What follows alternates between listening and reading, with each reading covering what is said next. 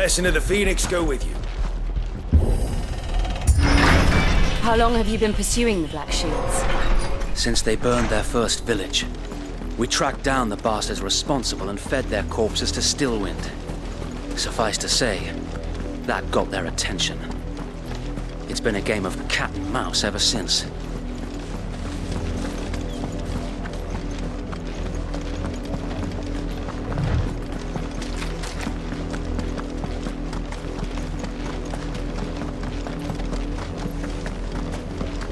Look at me sideways.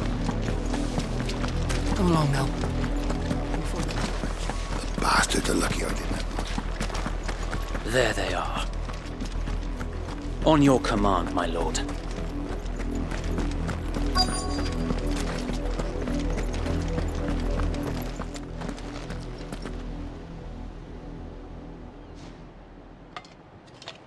What is it now? I told you! We bear a message for the Vicereine. From the Guardians of the Flame. Ha! You presume to tell us that a pair of filthy vagabonds, a woman and a dog, could guard aught against the might of the Black Shields? Then come! Die along with your flame! For Azaria! For Azaria! Your petty revolution ends here. On these our swords we swear.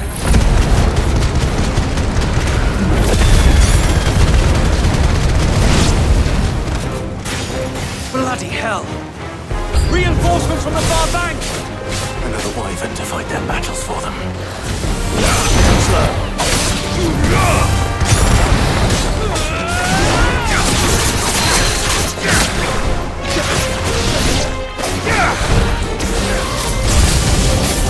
More dragons. Worms.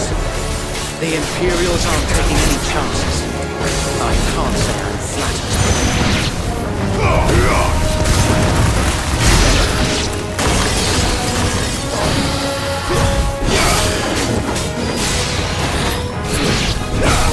yours, too!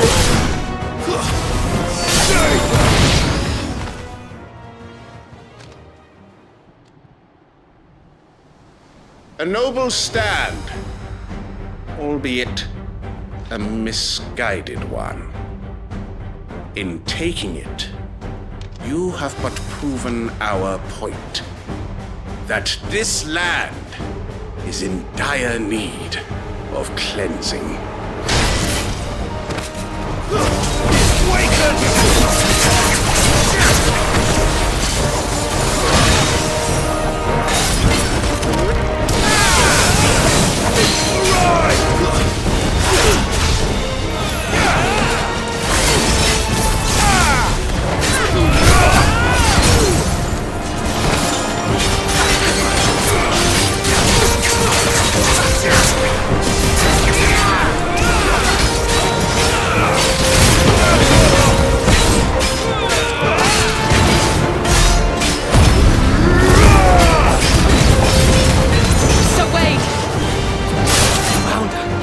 There's no one left to keep them occupied.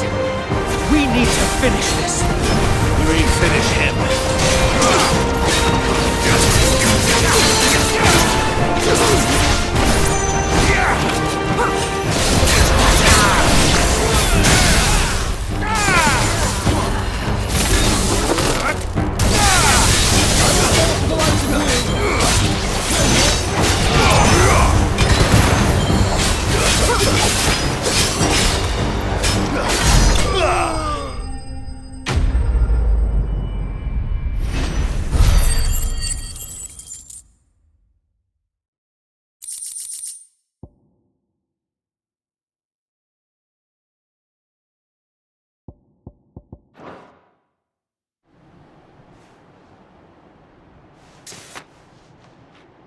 I don't see any more.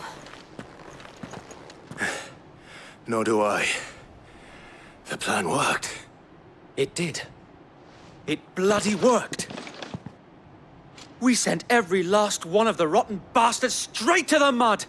My Lord, perhaps this will be enough to stop the Cullings. For the time being, at least. Perhaps. Though I doubt my mother will take this loss well. She'll move swiftly to see her minions' ranks replenished. And then it will all begin again. I often wonder if the nation we once knew is gone for good. Her fields rot. Her people starve. We battled to preserve the flame that was, but for every foe we fell, another springs up in its place. Yet be that as it may, it is still our home, and we must fight for it, as we always have, and always will. For as long as the Firebird's flame burns in our hearts, the Duchy cannot die, and her loyal subjects may dream of a day when the Rosarian standard flies over Rosalith once more. So wait, Think we should fall back to Port Isolde before the garrison sends reinforcements? A sound strategy, my lord.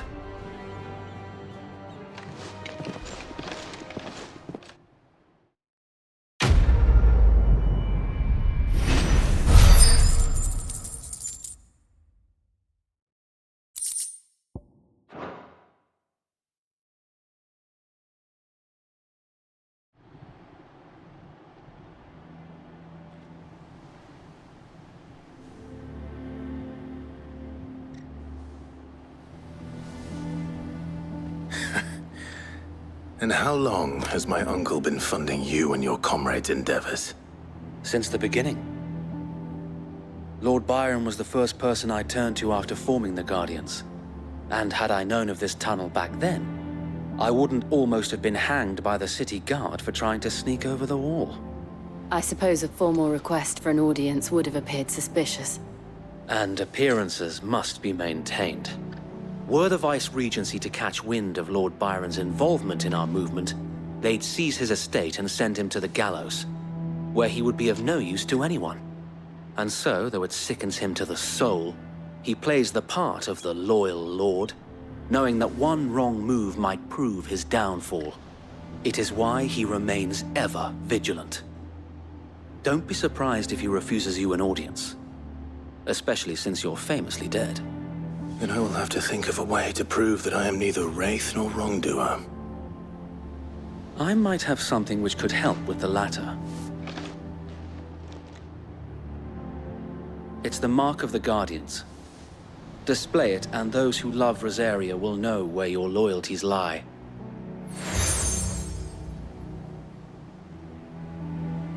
I shall wear it with pride. Be sure that you do. I don't want my men attacking you again. Unless you deserve it. If only Sir Tyler could have been here to see you. Or the Lord Commander. Thank you, Sir Wade. If there is ever anything you need. I know. Go on now, my lord.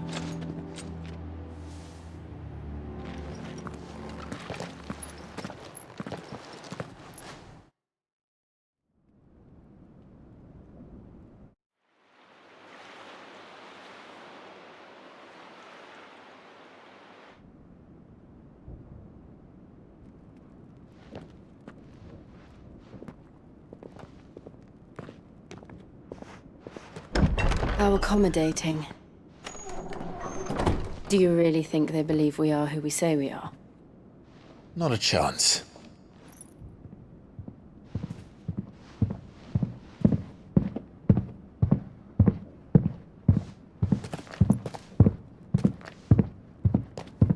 Right, I guess. My uncle believes we're imposters here to rob him. And means to string us up himself.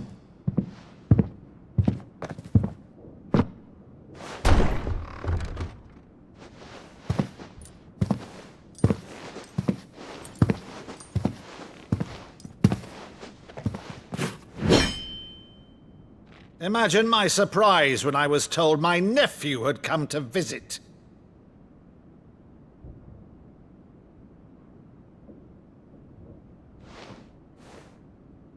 Clive Rosfield died long ago.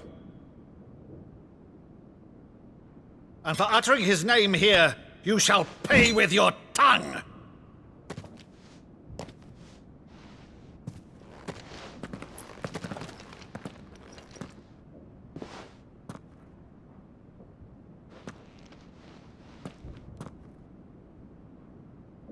You would mock me as well?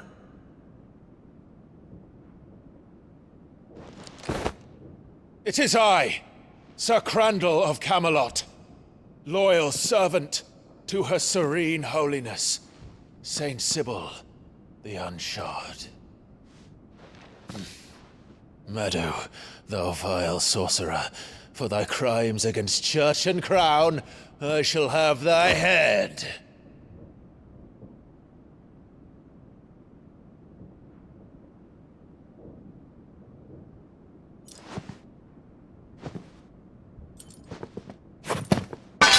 Curse thee, infectious flax wench. Even in death, must thou plague me still? Very well.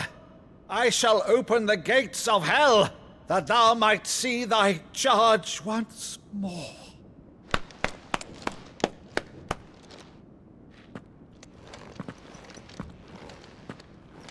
Bravo, Uncle. You're still the finest Meadow in the twins.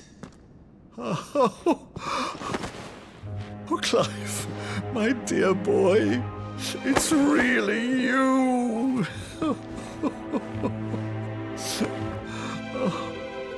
You always were fond of that scene from The Saint and the Sanctuary. Never did let me play Sir Crandall.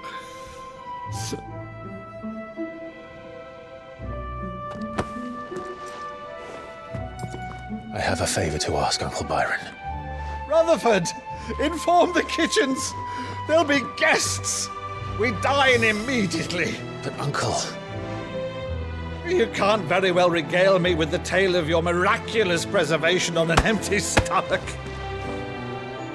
Go on, sit.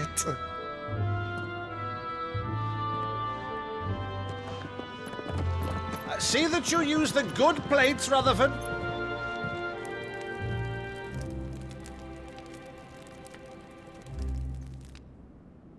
So you arrived late to one of her cullings, did you? Since becoming Vicereine, Annabella has been a constant thorn in Rosaria's side, but these atrocities are a new low. Something has changed. Quite what, I don't know, but the woman we knew is gone, and a monster sits in her place. A monster. For better or worse, I've been charged with governing this town, and thus must maintain the illusion of obedience. That's all I can do to aid Wade and his merry band of revolutionaries. So he's told us. You have risked much for Rosaria. Our nation will be forever in your debt.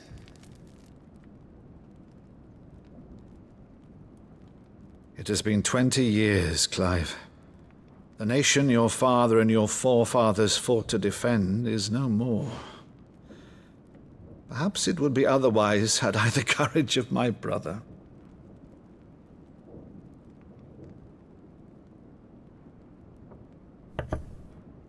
All right, if it's a ship you require, a ship you shall have. I've a galley in port, but recently relieved of her cargo.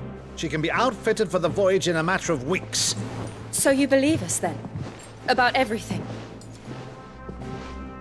Believe you? Ha! Only a fool would believe even half of the things you claim.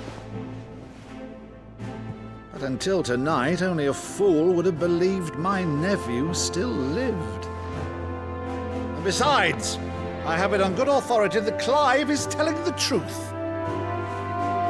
Whose authority? Your own, of course. You've always been a terrible liar. Is that true? It's not untrue. Let's say no more about it, eh? It wouldn't do to linger on my nephew's greatest failing.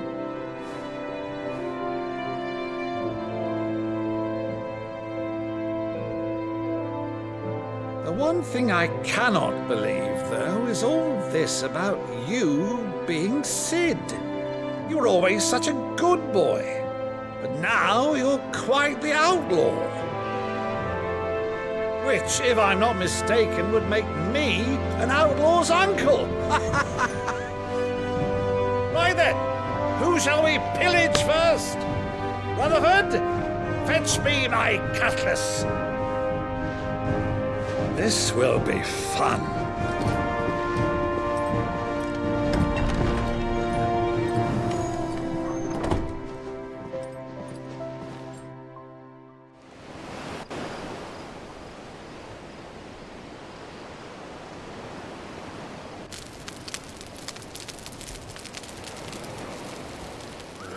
Over there. Go on. She's a fine ship, isn't she? Once outfitted, she'll bear us across the boiling sea to Drustinus in the space of 3 days.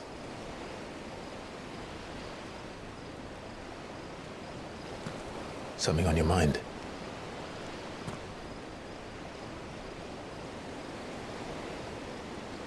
Monsters. When I served the Iron Kingdom, I did so because I saw no other choice. Because once they learned that the lash would not move me, they turned it on those who could.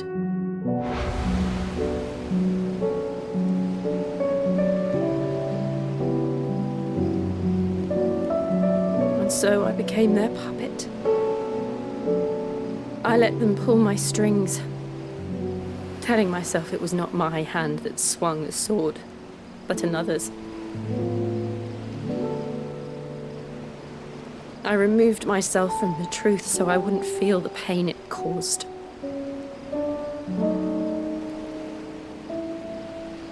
And before I knew it, I no longer felt anything. Anything at all.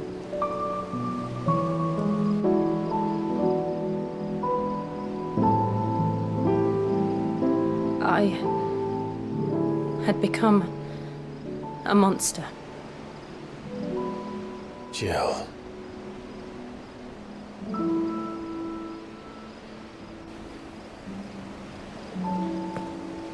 I don't want to be a monster, Clive. Do you understand? I want to choose a different path, a better path. To live on my own terms. But before I can do that, I need to come to terms with my past.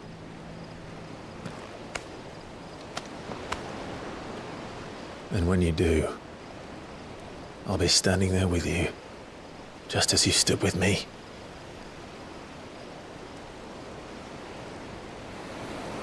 Thank you, Clive. I must atone for my sins. Only then, when it's done, will the monster cease to be. Just promise me that you won't die with it.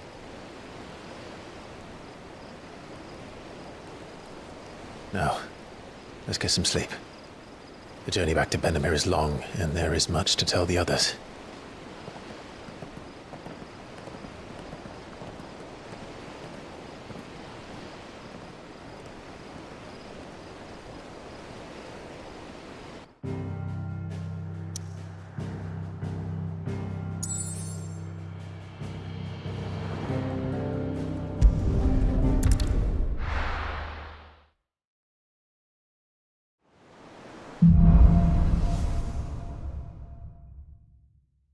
Only the Founder knows what awaits us in the Iron Kingdom.